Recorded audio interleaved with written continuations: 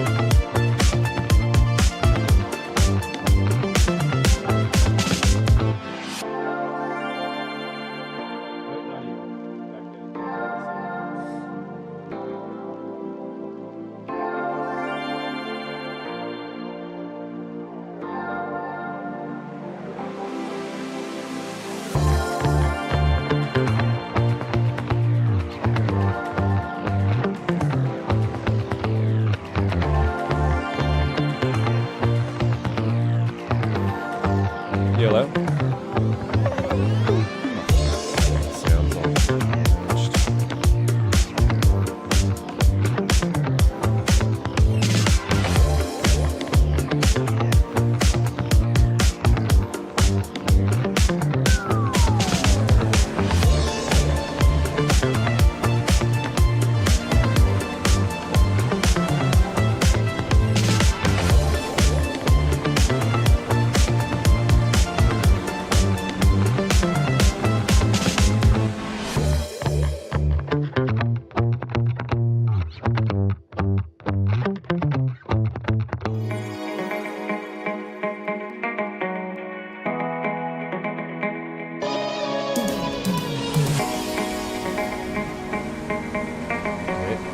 Sounds Hello?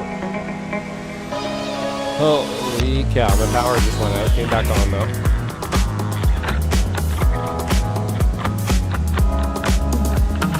Should be okay. 45 seconds. Ready here? Actually, looks like I am. Okay, so we'll just go straight in, I guess.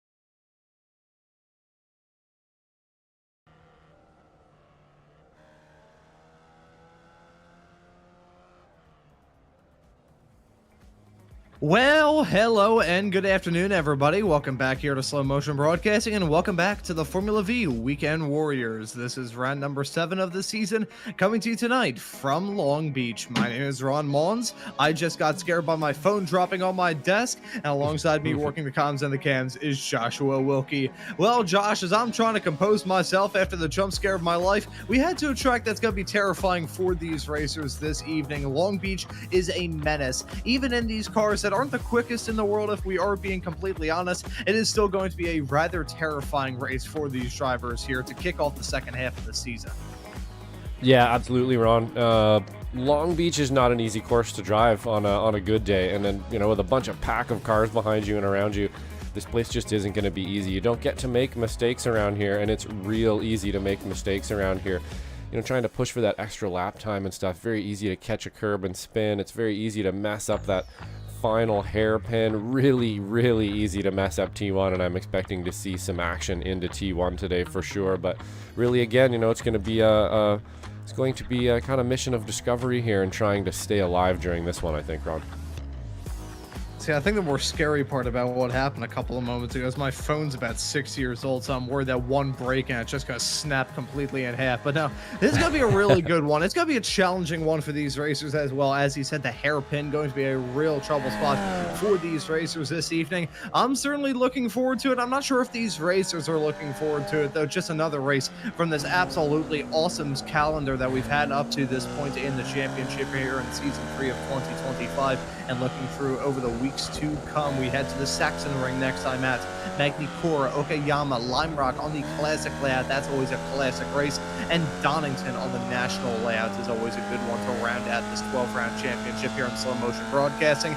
But here for Long Beach, it's going to be a fun one. I expect some drama, some contention, some anger as well. Not even anger towards the competitors from other competitors. I think just general frustration can build around a track like this. I'll tell you what, one of the horror stories that I have relating to Long Beach was I used to do race control for a pretty big multi-class road course racing series, and we had a complete failure of our live timing and race control system one night. So about 45% of the race was spent under yellow as we tried to get everything squared away. So whenever I think of bad things when it comes to Long Beach, that's the right name of the track, I usually get bad, horrible, not so very good flashbacks to that. But I think it's still got to be a good one here. Round number 7, currently in qualifying at the moment, where Felix Samoes is top of the pole as it stands right now, 137.620. Richie Cohen set to join Felix Samoes on the front row. Andrew Love, currently your top qualifying racer in Spec 2, with Kurt Nunes top running of the Masters competitors as it stands currently. 18 drivers have currently set a qualifying time, and despite this being a rather challenging track, Josh, looking like the field is rather close, as the biggest gap I see up and down currently is only about a half a second. Yeah, it's a pretty tight field there. We'll just go ahead and get those best laps up actually right now. And it is looking pretty darn close there, isn't it? We got Felix Samoes at the top kind of setting the pace here. And then Kohan just behind him, Antonio Reese-Love, and then Leon Brost, Kurt Nunes right behind that with a little bit of a deficit there. But those top 4, top 5 are pretty darn close to each other. This is definitely a driver's track around here.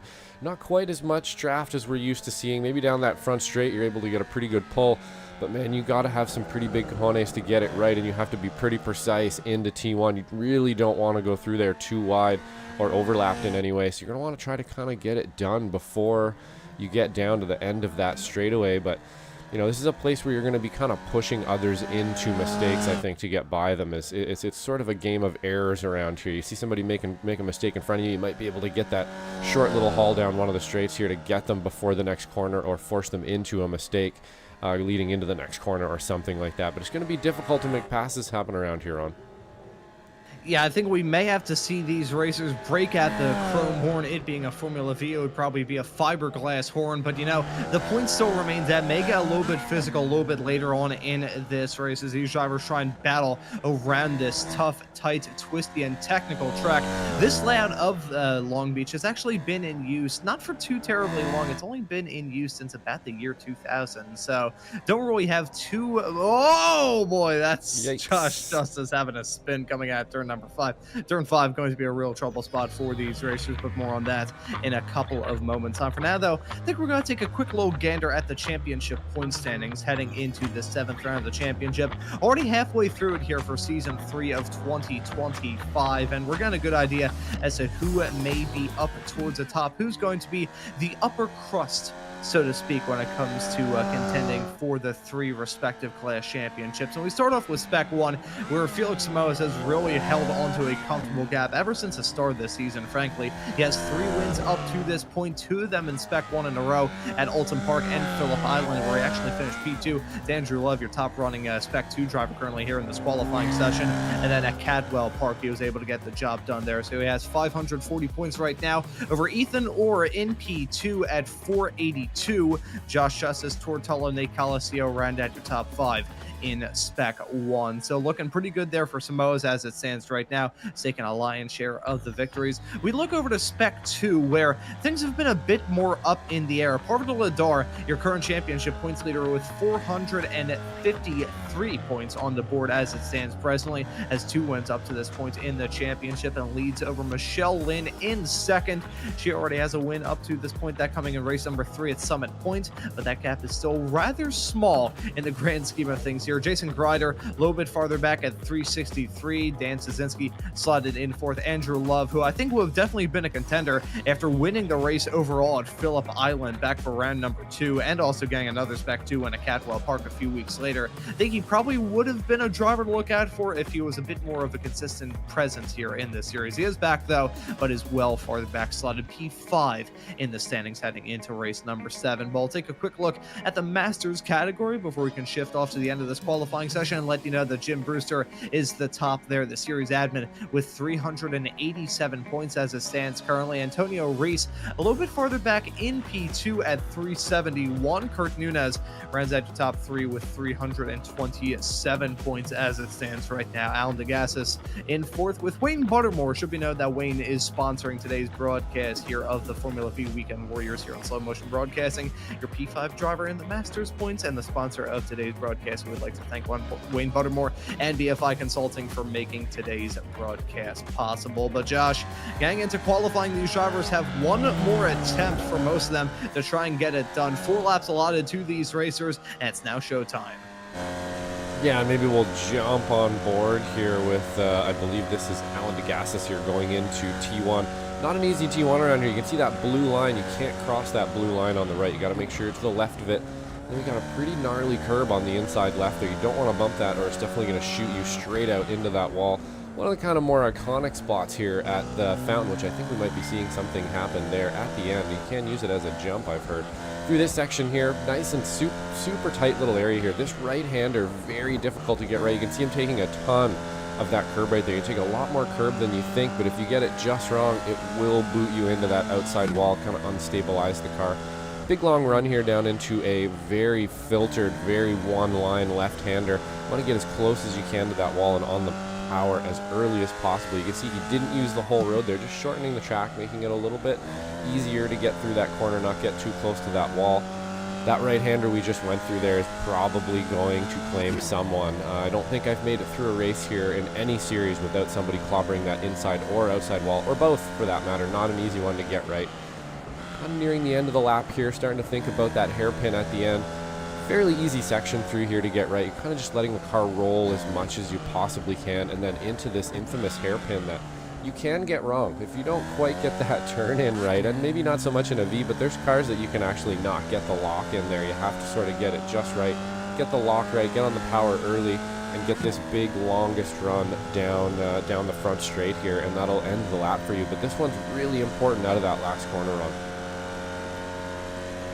Yeah, that hairpin, turn 11, one of the tightest turns on iRacing. I think there's only a handful tighter. I would say probably turn 1 of Cadwell Park's Woodland Circuit is the tightest turn on the iRacing platform. But turn 11 here at Long Beach, definitely a tough task for these racers, especially if there happens to be some side-by-side racing. That may be the spot that we see a Formula V car get some air, but more on that a little bit later on come time for this 30-minute long race that we have to look forward to here in the not too far off future. But as we near the end of qualifying, with only a few more cars left out there on the racetrack, let's look at Antonio Reese come across the line. Will it be an improvement from the Masters racer? Currently holding a total 138.3 right now. He comes across the line, and I don't believe that will be an improvement from him. So Antonio going to remain in P3. But as we're at this point here in qualifying, we've got Wayne Buttermore up in the interview waiting area, the sponsor of today's broadcast. I want to drag him in to have a quick little chat before we move off into the race. Wayne, welcome in, and thank you so much for sponsoring today's broadcast here on Slow Motion Broadcasting. How are you doing, man? Really well today, thank you. Yeah, and you're quite welcome. I enjoy this a lot. This is just a little small payback for everybody that participates in this, and it's nice to have a broadcast.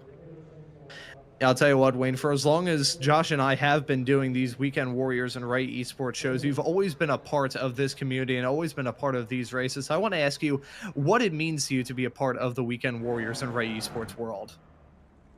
Wow, I don't know. I participate in some of the Wednesday night sessions as well as a couple of weekend warrior events as well. So, it just it's made some friends through this. It goes beyond just the simulation activities that we have here. Meet people in real life, and like you said, it's become a community, and I just feel that it's a great way to get together with people and have some fun and with everybody having a common interest. Yeah, awesome to see you out there on the racetrack here in Long Beach today. This is going to be a rather challenging race in the Formula V. So you want to give us a little preview as to what we should expect heading into today's race?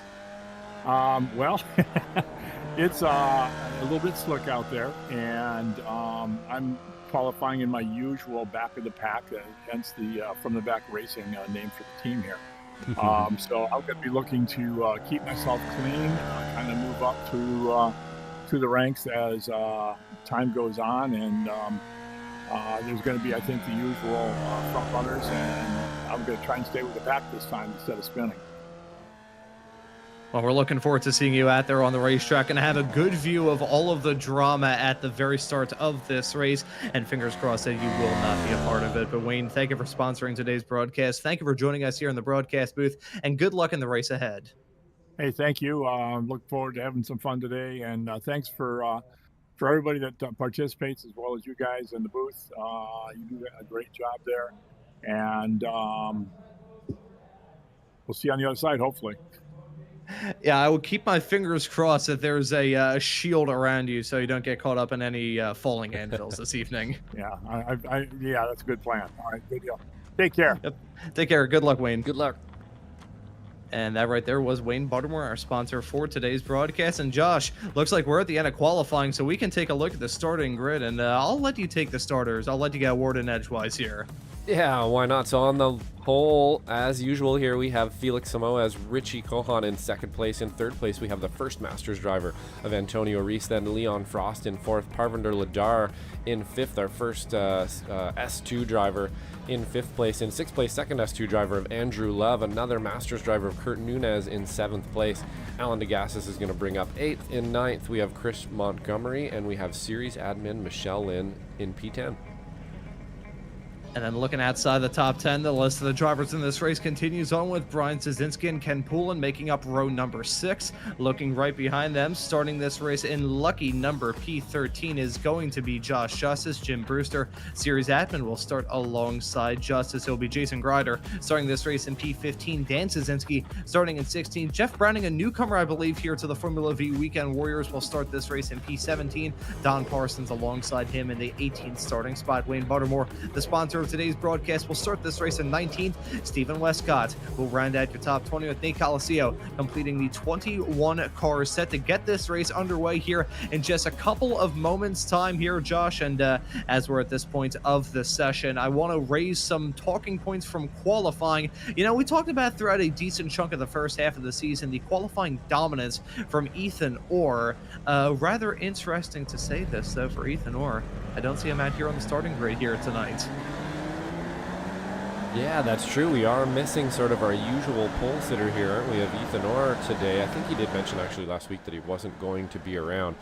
This might be one to miss for some people. You know, this is a street track, very different than a lot of the other tracks that we visit. Not sure if that was the reason, but I can definitely see why some people might not want to be here. This happens to be one of my favorite tracks. If you can stay alive around here, man, I love racing. This place is really fun, but that is sort of the key word there, is stay alive. It's going to be not super easy to race with your competitors around here and not find somebody's tire or a wall. Yeah, you definitely got to keep your head on a swivel around here for sure. Yeah, now when we thought about what this race was going to bring last time out here in the championship just 1 week ago at Jerez, we were thinking that it was going to be dramatic. And I think in the 30 minutes that lie ahead, we are going to be seeing a lot of bits of drama for these racers. The interclass battle is certainly going to be intense. A reminder, these drivers scored based on their overall finishing position, not off their class position. But when it comes to the classes, these drivers looking to really dice and scrape and claw in those class championship battles. And I think it's going to be a very good one here for race number 7 of this championship. Waiting for that green flag to come out, which it has now, and the drivers are on their way. They had their way down into turn number 1, trying to get off to the cleanest start that they possibly can with this long run up into the turn. Gonna be a good overtaking spot here, Josh. Yeah, it looks like Kohan just briefly pulling ahead there. He is on the outside, so it's going to be pretty difficult to get that line. I would imagine Samoa's pretty easily be able to take this through T1. They are going to go too wide through there. He's going to hold that inside into the carousel here. It looks like he is not still going to be able to do a great battle from the front there for Samoa to hold that one off. Not easy side by side through the first 2 corners, so great driving from both of those drivers. They're off to a pretty good start so far here, Ron. And, way too soon. That was Antonio Reese, I believe. Oh, and that's a big one. Multiple cars piling into that as they head their way out of turn number 5. Yeah, Alan DeGassis getting a piece of that drama. 2 of the top running competitors in the Masters class getting caught up in that moment. Turn 5, such a hard corner to try and get right. It feels like the track just falls away from you as you come out. They're super negative on the camber. As a result of that, you are going to struggle for grip like it's going out of style heading all through there. Michelle Lynn got a piece of that action as well. She's picked up a meatball flag. So has Antonio Reese. I think Alan DeGassis may have gone away with that somewhat scot-free, but he's still down P19, well farther back from where he started in this race. Should be noted, Nate Coliseo did not take the starts. Only 20 starters here in this race, all 20 of them still out there on the racetrack, but Michelle Lynn and Antonio Reese both with some rather major damage, and as a result of that stack up coming out of turn number 5, it actually caused the front 2 of Samoa's and Kohan to really break away. Yeah, absolutely. They are sort of in a world of their own after that one here. We're just going to see, it looks like, just as I was mentioning here, so maybe just a little bit too much curb there, bottom the car out, and then unfortunately you just don't have any grip, and he got clipped a few times as well there. DeGassis getting pretty caught up in it. Got some damage from some other drivers. I'm actually kind of surprised to see 1 or 2 of them sort of get away with that one there, but it looks like unfortunately Michelle Lynn did not, and she's going to be in the pit. So the bad luck continues for Michelle Lynn here. Going into this round. Kind of a bummer on that one. And it was contact with the wall as she tried to take evasive action from Reese, and Alan DeGassis, really, I don't think anybody hit him, so he got away with that perfectly scratch-free, but he still dropped down as a result of that spin. A spin in these Formula Vs, that is not like a spin in a usual faster race car. A spin in an FV is basically a multi-hour-long endeavor. It takes a while for you to fully spin out, then it takes a while for you to get back spun around in the right direction. As we take a look at the battling, I think Kohan may have missed a shift coming out of the fan section into turn number 4, and Samoa is going to pound to the right time to be able to jump his way back up into the race lead. I think we're going to start to see those racers begin to battle more and more with every passing lap, for the simple sake that you look at the likes of Leon Frost, Andrew Love, Ken Poole, and Kurt Nunes, all of these drivers right behind them, they've broken away. It's a 3-second gap between Kohan and Frost, so they can afford to battle up at the front. Yeah, it looks to me like you know, they've got a little bit of play here anyway, so they can battle each other. They're going to continue going side by the looks of it here, but Kohan definitely a bit of a deficit there from the last lap. Like you said, didn't quite make that pass work, perhaps missed a shift or something. He's got a bit of a deficit going now. Should be able to make it up by the end of the straightaway here, but not going to have a chance into T1 this time. You can see just behind there, we got Leon Frost leading the rest of the pack, and then we're actually pretty spread out here, aren't we, Ron? It's sort of gap, you know, a car length or 2 between most of the cars. We've got a little pack here consisting of Brewster, Greider, and Ladar pretty close together. We're going to have a pretty good battle here. I think mid-pack with Stasinski just bringing up the rear there as well, so we'll keep an eye on that one as well. But that's a bit of a driver's track, so I was expecting to see it kind of fan out like this, but maybe not quite so early in the race.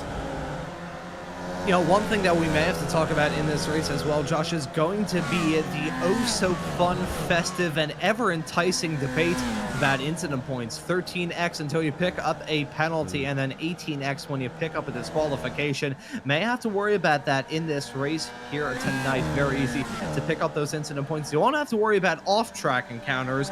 You will have to worry about encounters with a concrete wall, which is as close as you can to actually going off the track here at Lime Rock. So I have a feeling that we may see those racers collect those instant points like Pokemon cards. So certainly a little bit of discretion needs to be applied to these competitors to just keep it clean. But we look at the front, Samoa is really taking the liberties with the curbs on the inside of turn at number 10. Those curbs on the inside, especially in these Formula Vs, they may seem rather high up compared to most other single-seater open-wheel cars, but they're still an open-wheeler, and any sort of curb will feel like you are riding over a landmine.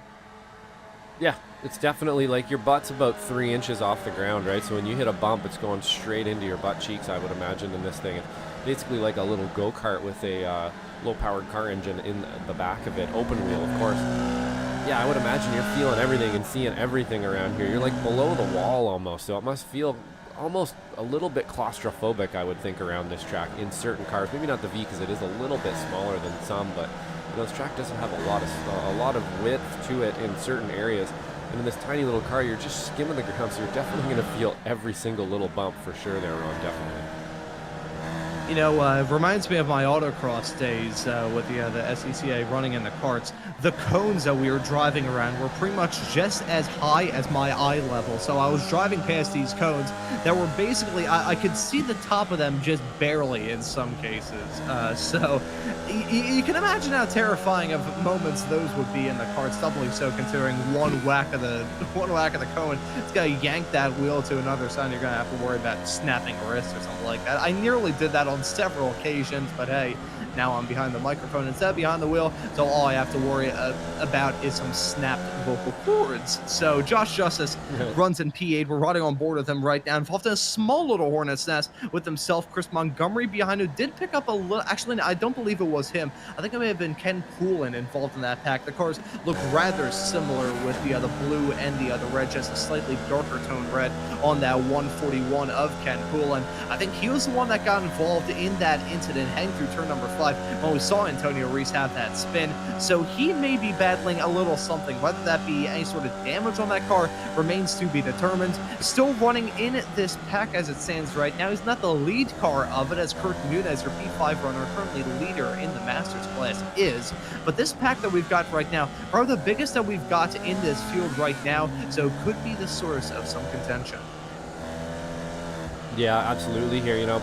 You want to be part of a pack like this, you know, for most of the race, I would think. If they could play ball together, which is going to be difficult around here, let's be fair. But if you could play ball together, you would be able to maybe catch up to these guys here in the front. And we can see, you know, there's still a pretty big gap. It almost looks like everybody's kind of happy being where they are at the moment. You know, it can be a scenario around here sometimes where you're just fighting the track and you're sort of happy to be where you are.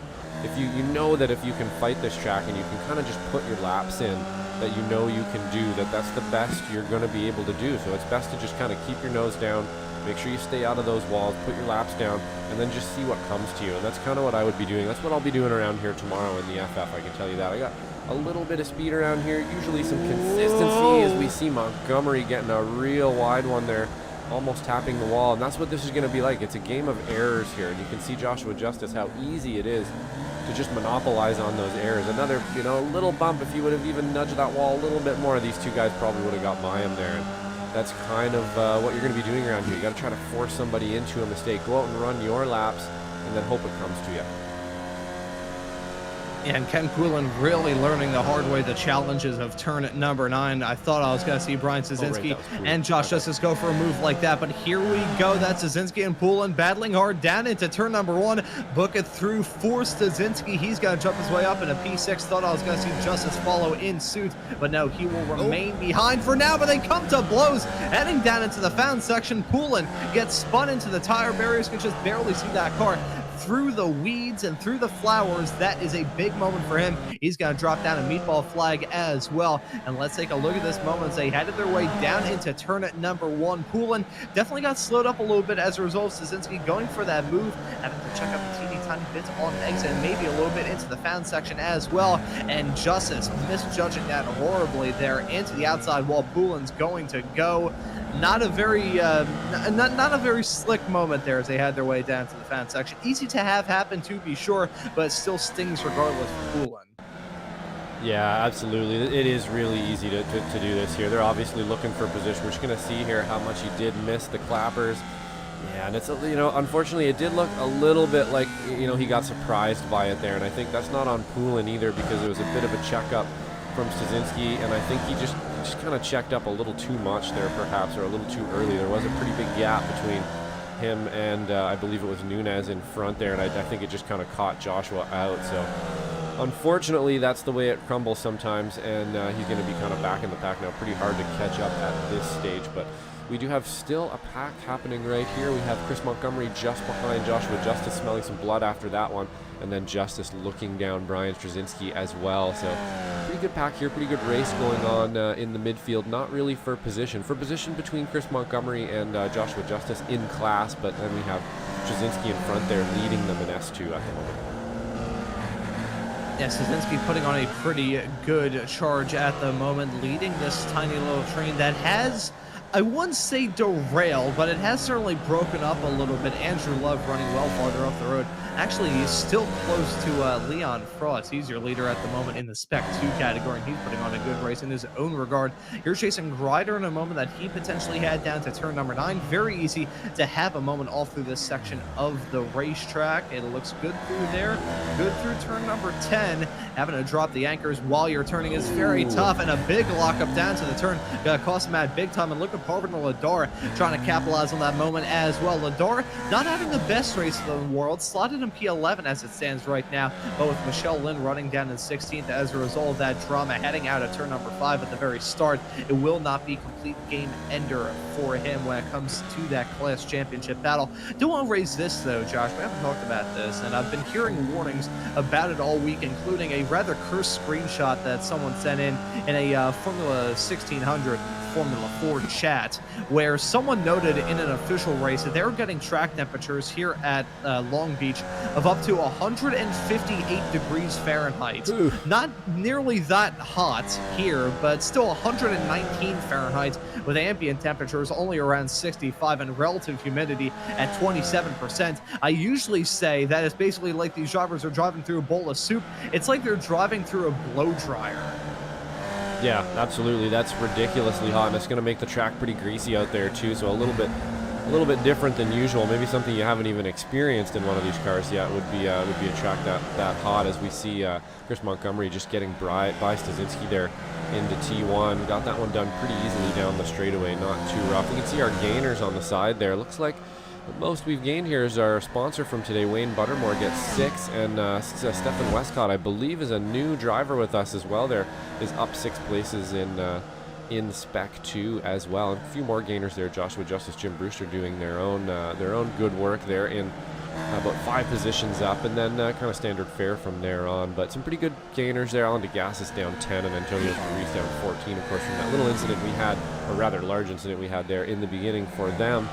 But pretty fanned out group of cars at the moment here. Not too many internal battles going on. A couple one or here or there, I should say. But not any big giant pack driving today, Ron. Yeah, and I gotta say, I think it's a nice reprieve. Throughout the first half of this season, we saw plenty of drafting tracks. I mean, looking through the calendar, Alton Park, bit of a draft track. Phillip Island, definitely a draft track. Summit Point, definitely a draft track. Cadwell Park, bit of a draft track. VIR North, that's a draft track, and Jerez last time out really surprised me with how much of a drafting race that was, and it put on in what my view is one of the best Formula V Weekend Warriors races we've seen in the year of them being covered here on Slow Motion Broadcasting. Absolutely fantastic stuff between those racers. A finish so good that got clipped into a YouTube short here on the SMB channel. It's not the only finish that we have seen in the Formula V Weekend Warriors world that was certainly clippable. A couple of days ago, this was a nice little surprise for me as I returned home after a day out with some friends. I saw that the finish a couple of seasons ago from Summit Point made it onto the iRacing Top 10 highlights. That was posted on July the 31st. Josh, that was your first time as an announcer ending up on one of those iRacing Top 10 highlights. I know you've made on as a producer twice, once during a Spec Racer Ford Weekend Warrior show with another network, and once with the Radical Americas Championship with another network. So I want to ask you, how does it feel to hear your own voice on iRacing Top 10 highlights? It's pretty terrifying, ain't it? Yeah, it's a little terrifying for sure. you know, sometimes you kind of wish you could pick the clips that they're choosing when you talk there, you know, but wasn't maybe my finest of finest moments there really in the clip, but I'm glad to make it. I'm glad to make those clips, and I'm, you know, big ups to iRacing for looking into the community there and really sharing stuff with everybody. As we see Andrew Love trying to go up the outside here of Leon Frost into T1. Not one that's usually going to work for you, but, you know, like we like to say here, well, it looks like he's going to get it done before he gets there, so pretty easy one on the outside there for Andrew Love. Going to get a little bit tested here from Leon into T1, I think, but I don't think he's going to pop out for that move quite yet. He's going to kind of save that one for another day. So Andrew Love taking that position from Leon Frost to move up into third place here overall.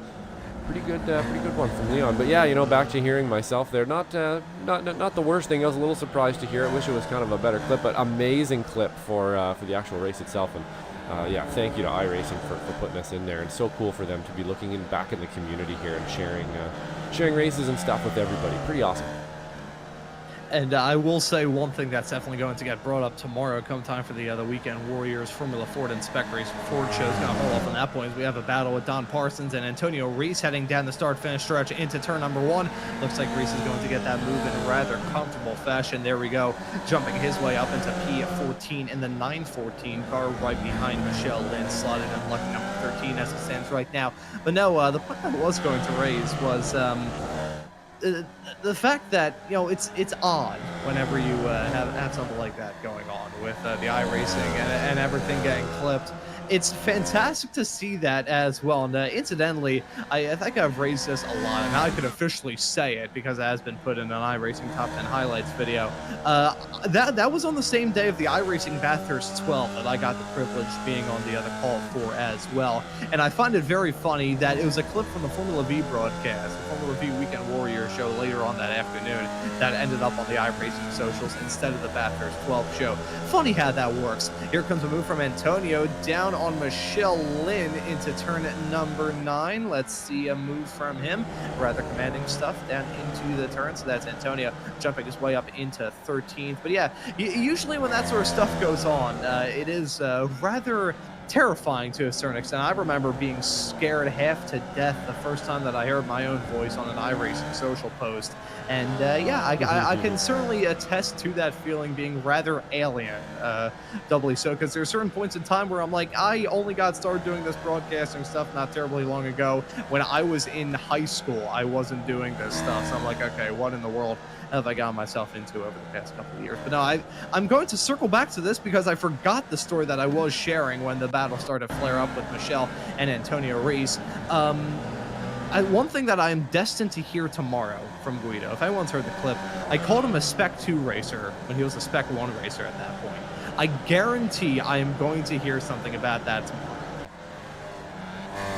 Yeah, probably. Yep. We do, you know, every once in a while we do make a little mistake here and there at the S2, the S1s, or even, you know, the classes lately too. It looks like we finally got the flags sorted out. Now that I've said that, it's probably going to rear its head again on me, but you know, it's not easy to get all this stuff done sometimes. You do a great job, Ron, so I don't think, you know what, you'll hear it though, because he is a bit of a joker and he's going to love to rib you on that one, I'm sure. As we do around here at SMB, we like to rib each other a little bit, but it looks like our flags might actually be working correctly this time, so that's a big hands up in the air for me. That one's been a bit of a bummer for the last little while that it did not seem to be pulling the correct flags here, but it looks like maybe we finally sorted it. I'm keeping my fingers crossed and keeping hopeful. Our wonderful graphic system that we've got here at Slow Motion Broadcasting can occasionally be a little bit temperamental, but keeping our fingers crossed that will not be too much of an issue throughout the rest of the season. Of course, you'll be able to tune to all of that action here on Slow Motion Broadcasting, and we've got some very good races to look forward to in the other not too far off future tomorrow with the FFs and the SRFs. That's going to be a pretty good duo of shows as well. Of course, Josh, you raised a couple of moments ago the fact that the Formula Fords are going to be running at this exact same track. And of course, in the Weekend Warriors world, we do draw based off of real-life weather forecasts. I may need to look to see how the weather is going to be at Long Beach tomorrow to see whether or not we're going to have a wet race. That very highly we will, because it is Southern California in the month of August, so it's probably just going to be burningly dry and disgustingly hot. Yeah, I would imagine, where I am right now, it's raining like crazy. We've had a pretty rainy season and everything else, but I would imagine it's going to be pretty dry and hot there for sure. And, actually, we haven't really seen much rain in any of the series this year. Last season, we had a lot of rain everywhere. This season, we don't have really any rain anywhere, so I would like to see a little bit of rain personally here and there. Maybe not so much for the Vs. I know that it's not super popular. It doesn't really seem to matter as much for the Vs as it does for other vehicles as well, although I'm sure it does. But yeah, the other series haven't really seen any. We've had a lot of pretty hot, greasy tracks this year, actually, now that you mention it. Yeah, all throughout this summer, we have had some burning hot races. I still get bad flashbacks to a couple of seasons ago. I forgot what series. I think it may have been the Spec Race at Fords. We were running at Winton. This was back in the winter, so winter up here in the northern hemisphere, summer down there in Australia, and it was, I think, like 135 degrees for the track temperature. Which, I mean, the track temperatures that we've got here at Long Beach, which have still remained about the same as they were when I raised this point a couple of moments ago. 118 degrees right now for the track temperature. That is burningly hot, but 138, the tires start to melt into small little black puddles around the racetrack. And, you don't need to be a physics expert to know that a tire doesn't work too well when it is absolutely boiled over. So frankly, a little bit glad that we have seen somewhat okay temperatures. I mean, they've still been hot. They haven't been that level of hot, though, which I think I'm most certainly grateful for. The Spec Race at Fords, though, at Sebring. Oh, that is... I mean, I have relatives down in Florida who have no idea what I do. They are not very well in touch. I think the running joke I've gone with over the past couple of weeks on the broadcast has been whenever extended family members ask what I do, my dad says that I'm in prison because the idea of me being a broadcaster is less embarrassing than me being in prison. So funny how that sort of stuff works. But the Sebring for the Spec Race at Fords tomorrow going to be a boiler, and here's a boiler of a fight. It's Chris Montgomery and Kurt Nunez battling hard down the start-finish stretch into turn number 1. Look at Josh Justice moving from the back. There's a battle with 3 cars all covered by just about nothing down the stretch into turn number 1. Will it be a move from Nunez on Montgomery? It will be a move from Nunez on Montgomery, but it's still close as Nunez not getting a good exit out the turn at all. Yeah, it's not an easy one to do that corner quickly side by side for sure. So you can see Josh Justice there having to get on the brakes pretty hard just to avoid. He obviously could have carried a lot more speed there, but can't because the 2 cars are sorting themselves out in front of him. So I'd imagine he's going to move his way up here. He's definitely looking at it for sure. Whether he can make it or not, of course, is another story. But dicing up front of him a little bit. It's always going to be a little bit slow. You can just see Michelle Lynn in the background there too. So if these guys fight too hard and keep doing this, they will bring Michelle Lynn into this fight as well. Got Antonio Reese here trying to make his way up through the field. That's today's race sponsor of Wayne Buttermore here down the front straight. Looks like he's nope, not quite going to get it done into T1. Got a bit of a bent up nose there on Antonio as well, so it looks like he has taken a bit of damage.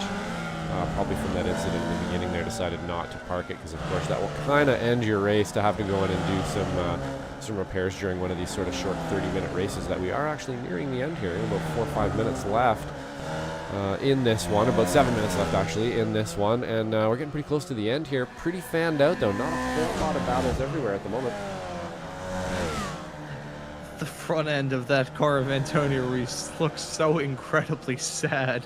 I'm not really sure how to describe it, but here we go. We may see a move. No, we will not. Heading down into turn number 8. I thought Antonio was going to look for a dive down into the turn. Not really the smartest call to go for a move off in there because the track bottlenecks so much through that section of the track. But here we go. Wayne Buttermore, Antonio Reese going to go side by side heading down into turn number 9. Who's going to win out in this fight? It's Antonio on the inside, and it's going to be Antonio moving his way up into P number 16. Well done from Reese to jump his way up another spot. He's been up and down like an Otis elevator all throughout this race and is on one of those upward swings as we get to the end. Now coming up to the final 6 minutes where Felix Moe still leads over Richie Cohan. 4.8 seconds a gap. Those two really start to fall away. Cohan had a series of not very good laps, potentially some mistakes baked in as well, and just allowed Samoas to break away pull a gap, and ever since then he has not really looked back. Looking behind Kohan though, Andrew Love and Leon Frost having a bit of a ding-dong battle right now. They're side by side down the backstretch, or the reason why that is the case, Frost ran a little bit wide and went a little bit squirrely as he headed his way through turn number 8. So Andrew Love going to capitalize on all of that and make his way up to 3rd. Yeah, it looks like, again, we were mentioning Kohan there. Just having a look through the ticker here to see if I could see any actual incidents, and I didn't see any. So if he is making mistakes there, it's just going to be a little one lap by lap kind of thing. He hasn't actually had an accident yet, though we did just see a crash report here, but I'm going to assume this is probably going to be through the hairpin, or maybe not. Oh yeah, it's probably going to be through the hairpin. So iRacing likes to give us a little crash report through the hairpin here. If you just happen to go 1 kilometer a little bit too slow, it shows up as a crash report. And he did actually have a bit of a tail happy moment there, but able to hold it together. Yeah, it keeps it going in a straight line. Nothing too terrible there. The tires with a slight screech in agony. That's that he gets it going and keeps it rolling in P2 as we jump back to this battle involving Kurt Nunez, Chris Montgomery, and Josh Justice, all covered by about a half a second as they head their way down into turn number 4. And I think there may have been a little bit flare-up of this battle. Let's take a look. I believe this was a move that Nunez put on Montgomery a little bit earlier on, down the inside into turn number 1, and that is a rather easy move. Nothing too flashy there. Just quick, convincing down the inside into 1, the heaviest braking zone around this lap by far, and certainly helps with the slipstream down the start-finish stretch into the turn. But still, nice move from Nunez to jump his way up to P5. The game of leapfrog, though, still very much nowhere near the conclusion between these 3. Yeah, I have a feeling we're going to see some more fireworks from these 3 here before the race is out. They're definitely looking for position, and yeah, that was a pretty easy move there down the front straight to take that lead, and that's kind of going to be the easiest move here, really. You can just sort of set it up and just let it happen, really, as long as you have the pull out of this corner. This corner, of course, being very important to get a pull out of correctly. It looks like Joshua Justice probably getting the least amount of pull on that one. It's one of those corners where if you kind of follow everybody in like that, you almost have to give them some space so then you can use that space and get on the gas a little bit earlier. It looks like Joshua Justice just getting a little bit plugged on that one, but might have a run here from Montgomery on Nunez into T1. Not sure if he's going to think about it. Yep, he's going to go up the outside. Fairly easy move again. And, you can just keep kind of setting that up lap after lap after lap. You just got to hope that you're the guy that's behind on the last lap, or set it up that way is kind of where I would want to be at this point. Yeah, try and set yourself up as well as you can for the run into turn number 1 at the very end. That's going to make all the difference. We've got some black flags to report about, though. Don Parsons and Wayne Baltimore picking up black flags for incident points. That's going to be a big kick in the shins for the both of them. I think they may have gone at the exact same time. Let's follow Wayne Baltimore. He has his way down into turn number 1. The 7-Eleven car of Don Parsons right behind, and looking all right through there for the duo. Oh, nope, not good through there. Spin. Contact being made, and I think that little bit of contact gave the both of them a black flag for incidents. Real kick in the shins for the both of them. Yeah, that's unfortunate. They both had to enter the pit now, so yeah, that's going to maybe lose them a position or 2 from those behind them, although they're kind of bringing up the rear at the moment. But unfortunately there, Buttermore saying he tried as hard as he could not to spin and almost made it to the end without a spin there. Really easy to do in that section of the course there. You're kind of just trying to get more and more speed into that section, and it's really easy to get the back end a bit loose, and that's looks like what happened to Wayne there. So he'll pull into the pit, hopefully come back out and finish up this race here, but pretty unfortunate for that one. Yeah, it's unfortunate for those 2 racers. Get into the end of this race now. I think we have 2 we definitely have 2 to go. Felix Simo is well farther up the road compared to these races that we have on screen at the present moment. Josh Justice trying to reel in these 2 who are giving us a nice little side-by-side scrap into turn number 1. Contact nearly being made. So they had their way down into the turn. And look at Justice trying to make something work on Montgomery as well. That may have been contact there potentially. That looked very close, Josh. Yeah, that looked like a little bit of axle-to-axle contact there. I think I heard a little squeaky noise. Kind of sounds like an old mattress or something when these things hit each other. You get a little reep out of them, and I think that's what I heard there. Just a little tap. You can hear another one there as somebody scrubbed the wall. Yes, I think by the looks of it, they got away with it at least. No damage or anything, but I think we did have a little contact there. A little bit of an opportunistic move for Josh Justice to try to get in there. Almost made it happen. I guess we can have a little peek at it here. what it looked like from his perspective. As you can see, he's got a pretty big gap in front of him here going into T1. Lost a little bit of time off that back straight, and of course not getting the same draft that they are, so they're able to pull away. Wow, that was a little bit spicy there coming from Nunez. And he's going to try, and he got the big squeeze there for sure. So he's actually pretty lucky to get out of that one with two wheels on the, or all four wheels on the wagon there for sure, Ron.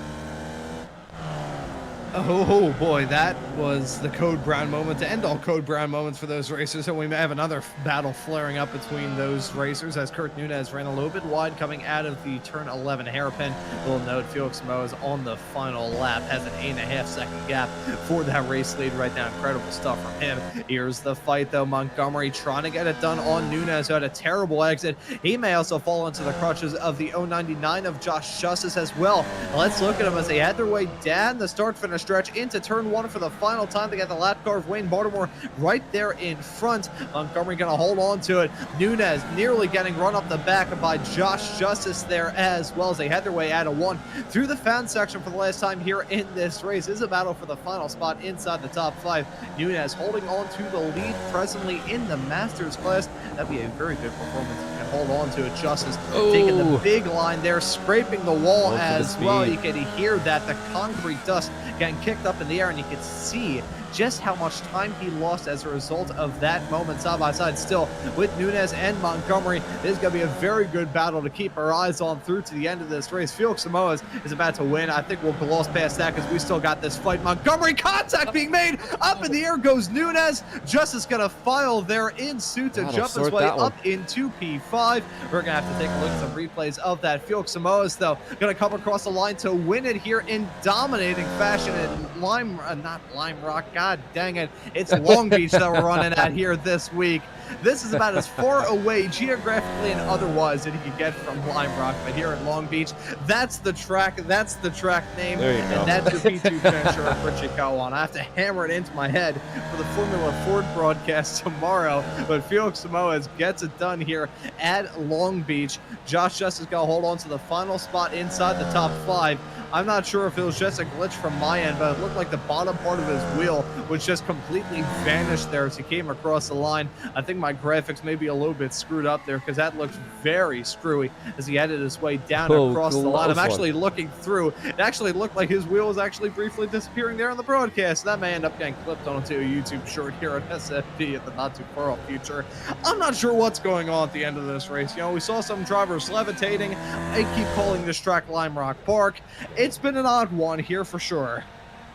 Yep, that was a bit of a frenetic ending to that one for sure. Some pretty good action there between Nunez, Montgomery, and Justice at the end. He's able to kind of come out with it. Really super close finish between, I believe that was Ladar and Jim Brewster there right at the end as well.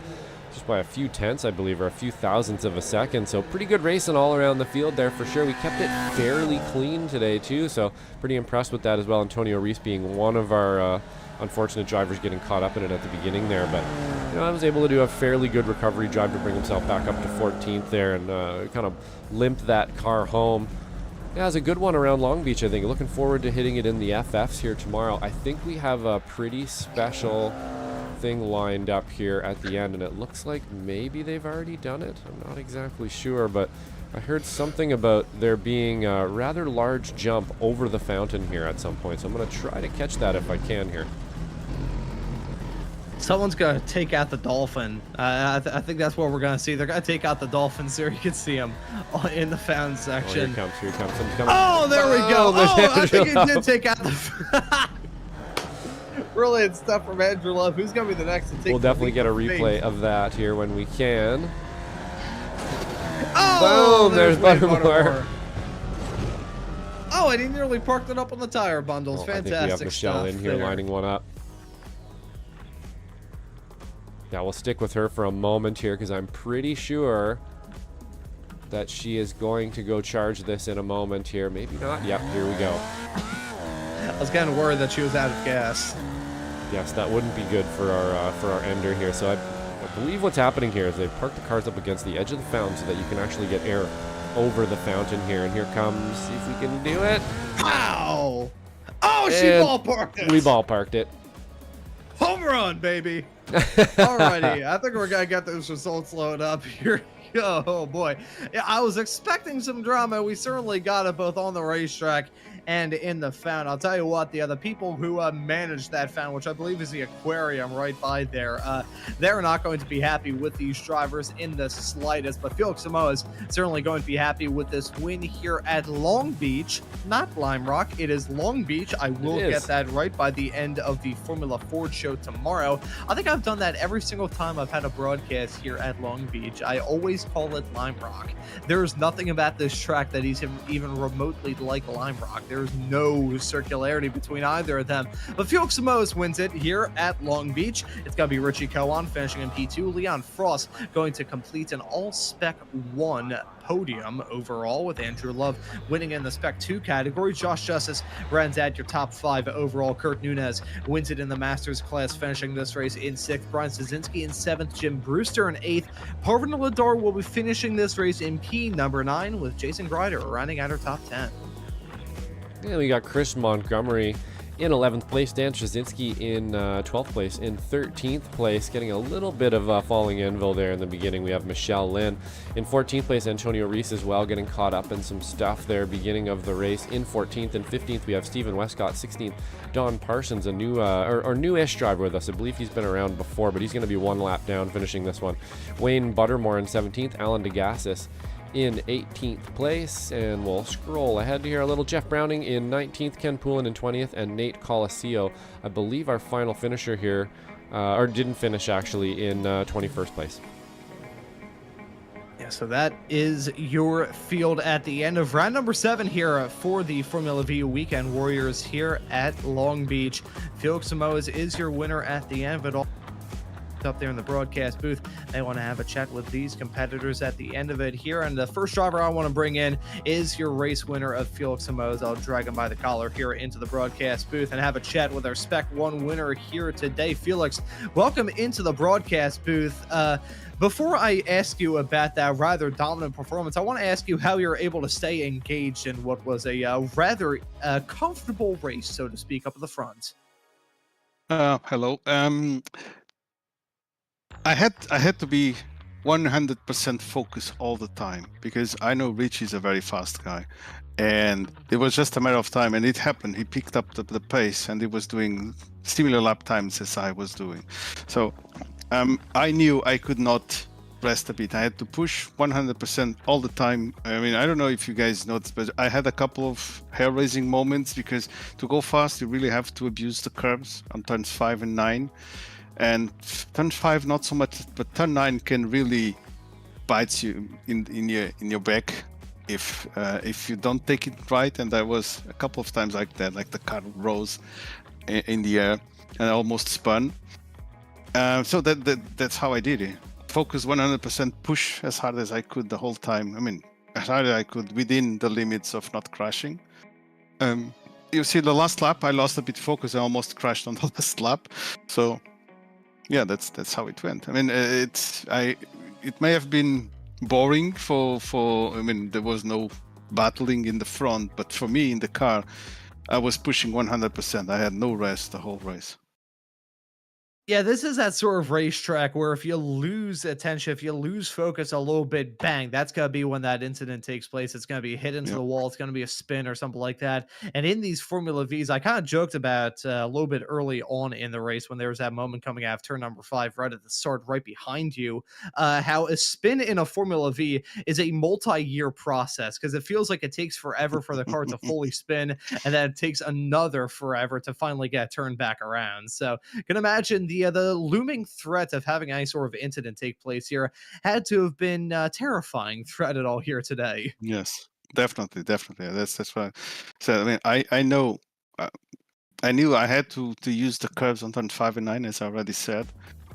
But if you don't take them right, especially turn 9, if you don't take it right, you can easily lose the car, and it almost happened to me a couple of times.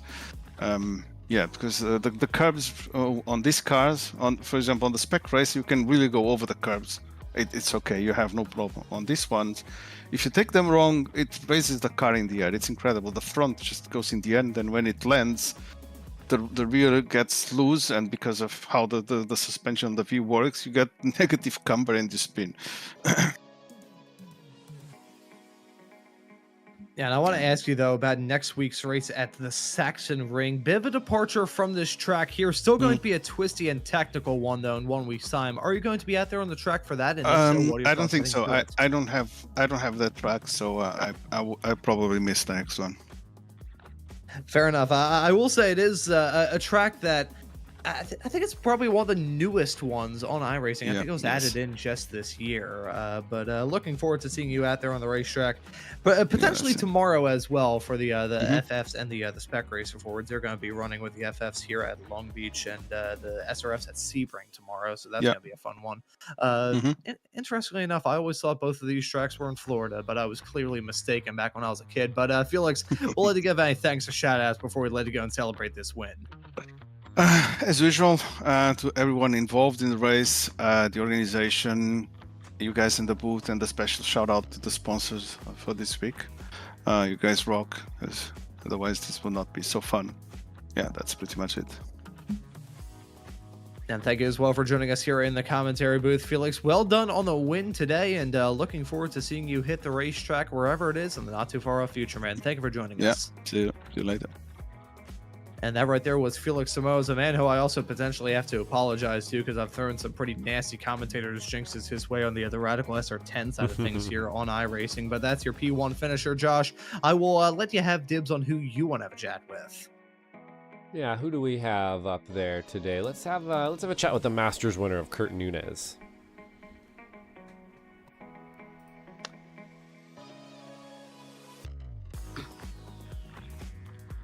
And we got Kurt in the booth here with us now, so if we can just get the graphic correct here, that would be great. But Kurt, you had a win in Masters today. Looked like you had to work for it a bit out there. Not an easy track. I'm sure you got lots of practice in this week. What do you practice around here the most? What was the hardest part of this track for you today? The last turn, coming out of that hairpin without spinning the wheels. Yeah, so the hairpin at the end is entry and exit a little bit difficult in this car. I haven't really had any experience around here in the V, but I can definitely say that corner, there's a few cars, if you don't get the lock right, it just doesn't work for you through there. Is it kind of the same in the V as well? Yeah, and then if you don't get it out of there, you're going to get past because the draft is so intense going down that main straight. Yeah, absolutely. So a bit of a game of errors out there today. It doesn't look like you made too many. You were able to kind of work that 3-car pack that you guys were in, able to kind of come out in front there. Pretty good racing for sure. How was it out there for you? Was it pretty easy driving, or was that a good pack for you to drive in there? Good stuff? Well, I got away from that first big crash in lap 1, and then I was losing it to the guys in front of me. I couldn't keep up with Andrew. And then the pack behind me just kept picking it up, a few tenths here, a few tenths there. So by the last 4 laps, I had Chris behind me. We started passing, and on the final lap, I got into him. I feel so bad. Apologies to you, Chris. Yeah, it's pretty easy to do into that section of the course there for sure. And yeah, not an easy one around here today. I believe we're actually headed to Saxon Ring next weekend. Not a track that everybody has, or definitely not a track that everybody has a lot of experience at. Are we going to see you out at that one? Yeah, I should be there. It's a fun track, but it's going to take me a little bit of practice to remember how to race it. Yeah, for sure. A difficult one. One of the newer tracks on iRacing for sure. I think we'll have a bit of a spotty, depending on who actually picked that track up. And then, like you said, we're going to have to get some practice in there as well to get the speed up. But great win in Masters today, Kurt. Is there anybody out there you'd like to thank? Yeah, just you guys as usual. It's fun to be on YouTube and get to watch it on the big screen. I really appreciate what you guys do. It's nice listening to you guys comment on the race. Awesome. Thank you so much for the kind words there. We enjoy doing it. It's a pleasure for us to do it as well. So you guys out there racing, and it couldn't be possible without sponsors like you guys as well. So thank you so much to Wayne Buttermore and everybody else sponsoring the races. And Kurt, have a good one. We'll see you next week. And we love your patronage here to the FVs. We'll check you next weekend. Okay. Thanks. See you next weekend.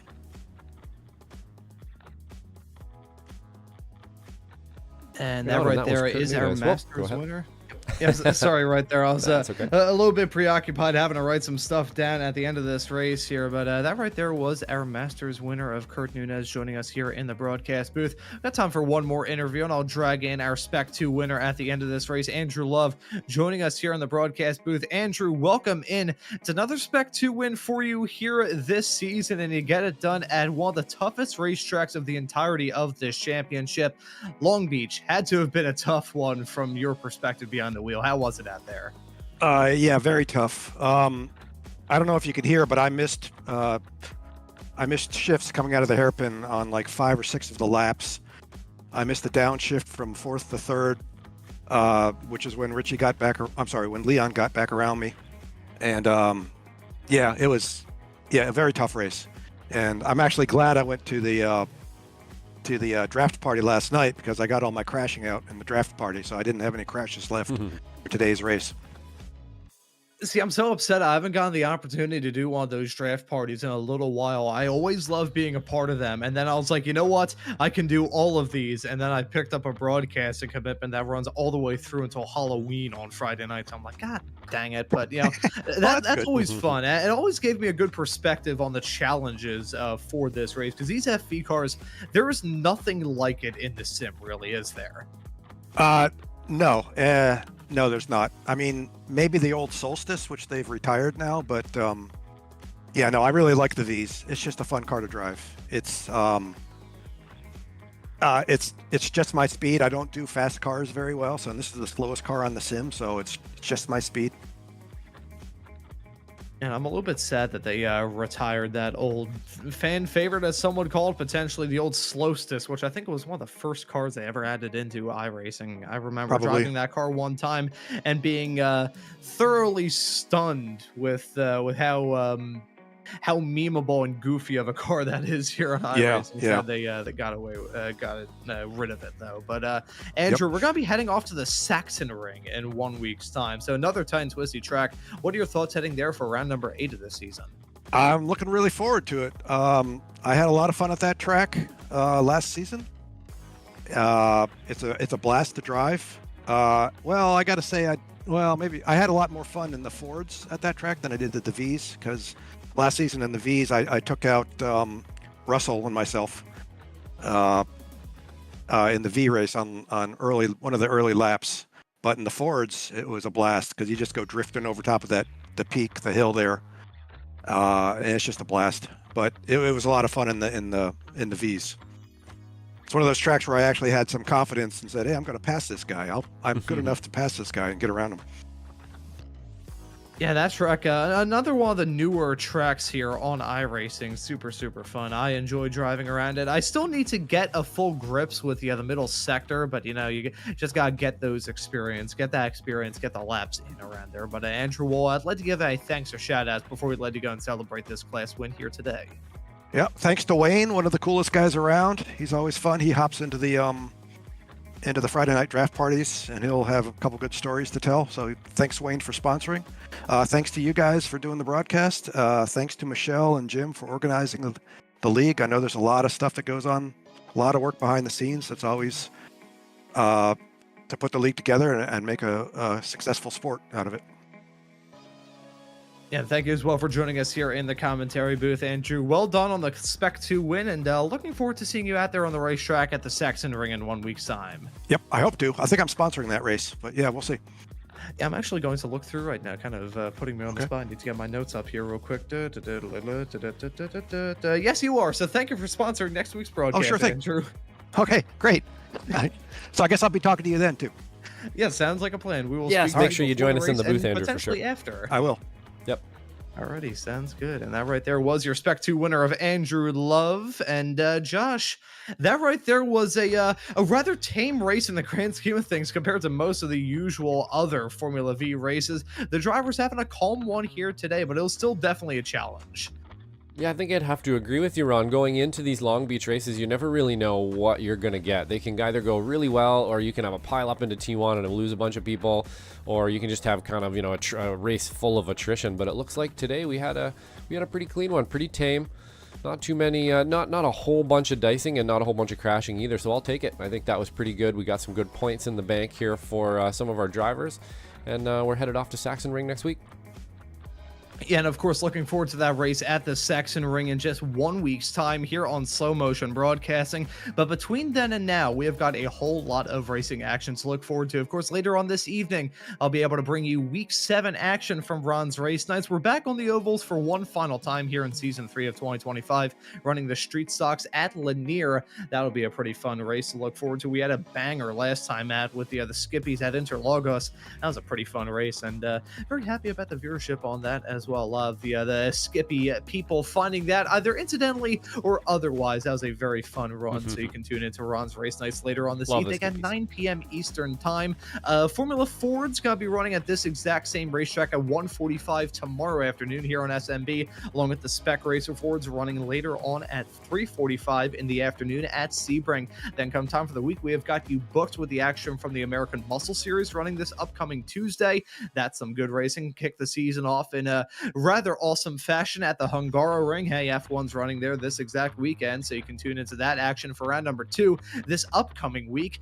Sim Racers Group, they're going to be running round number 8 for the SRG F4 Championship at Portland, and then for the F3s the day after on Wednesday, you'll be able to catch the action from the Nürburgring. Of course, next time out here for the Formula Vs, you'll be able to see the action from the Saxon Ring. But in terms of the Weekend Warrior stuff, there is still sponsorship opportunities available for the Formula Ford and the Spec Racer Fords throughout the rest of this season, and hopefully we'll be able to drum up some support. The Weekend Warriors, an absolutely fantastic community. It's been a privilege over the past nearly year and a half, coming up to 2 years, being a part of these broadcasts, and hopefully we'll be able to bring you all of that action throughout the rest of the season. But that doesn't do it for the action here on Slow Motion Broadcasting, as in about 1 week's time now, we'll be able to bring you the action from the USRA event, the Sizzling Sebring 180. That'll be a 3-hour-long endurance sports car race at Sebring. So, hey, that's Spec Racer Ford broadcast coming up tomorrow. Won't be the end of the Sebring action coming up here on SMB. GT3s